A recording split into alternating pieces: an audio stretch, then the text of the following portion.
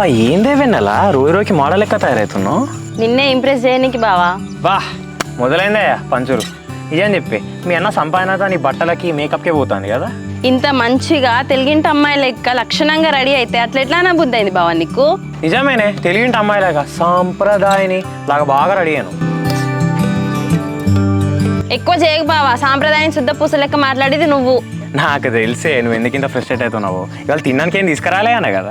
ఏం అవసరం లేదు. ఈరోజు రాగి పండుగ, మా అమ్మ పాయసం చేసింది, మా అన్న స్వీట్ చేస్తా అన్నాడు. స్వీట్స్ పాయసం సంగతి సరే కానీ చికెన్ బగారా సంగతి ఏంది మరి? ఏ ఊకో బావా, అసలే మనం తెలంగాణలో ఉన్నాం, ముక్కలేందే పండుగలు అవుతాయా? అవి కూడా ఉన్నాయి. మన తెలంగాణలో అంటే మరి ఆ మాత్రం ఉంటుంది కదనే. ఏ పండగైనా పబ్బమైనా ముక్క సుక్కలేదు నడవదు. ఈ ముక్క సుక్క గురించి పక్కన పెట్టు బావా. అసలు నేను ఎందుకు రమ్మన్నాను అడిగినావా నన్ను? ఏముందే మహా అయితే రీల్స్ చూసి చూసి ఆ ఇంటర్నెట్ బ్యాలెన్స్ అయిపోయి ఉంటుంది, బోర్ కొడుతుంది.